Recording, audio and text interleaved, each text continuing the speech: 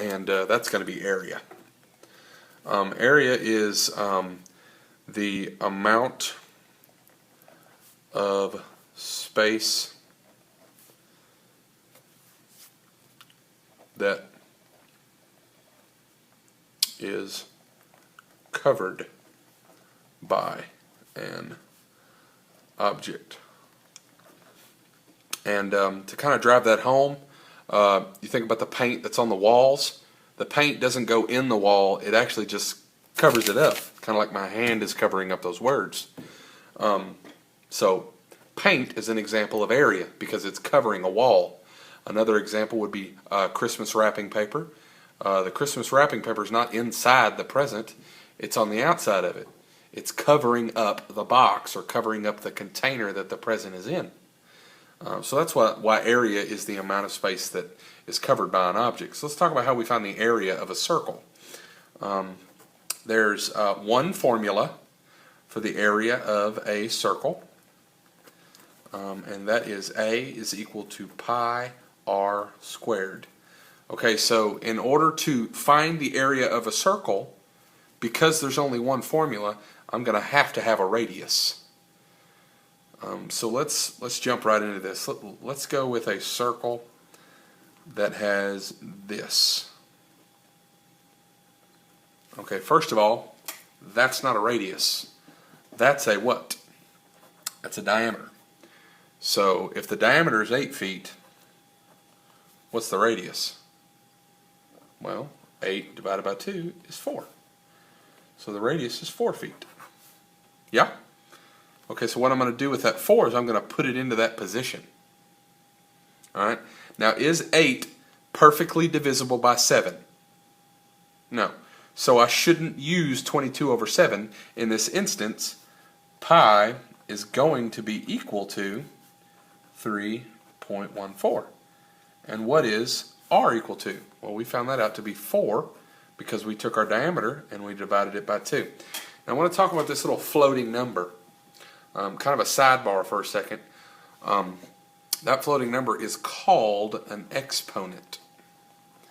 And this number is telling you how many times this number right here, it's telling you how many times this number is in a multiplication problem. So if I see a 2 right there, then there has to be 2 4s in a multiplication problem. So what I like to do, what I like to have students do, is kind of rewrite that as this right here. Instead of just getting an answer to that, I want you to go straight to this step because this is a concept that kind of confuses people from time to time, and I want to make sure that you really understand what that's talking about. This is telling you how many times, or how many times I need to use a 4 in a multiplication problem because the 2 is connected to the 4. An exponent of 2 tells me I need 2 4s in a multiplication problem. So now all I got to do is find the answer. Of course you want to start off with the easy part first, and that's 4 times 4. So 3.14 times 16. Now to multiply that, you're going to need to write that out. There's some of you in here who could probably handle that in your head.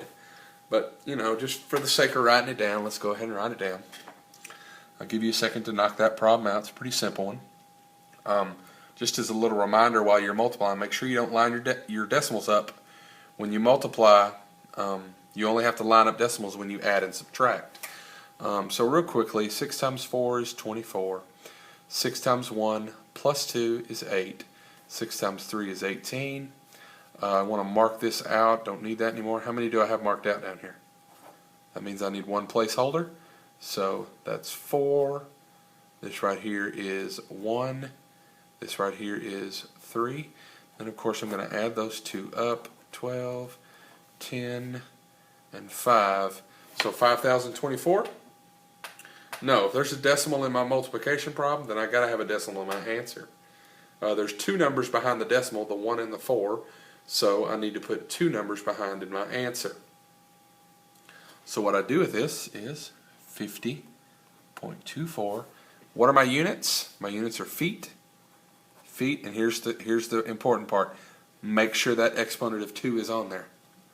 Remember what we talked about last week. PAV. Perimeter, exponent of 1. Area, exponent of 2. There it is. And then, of course, volume is an exponent of 3. PAV 1, 2, 3.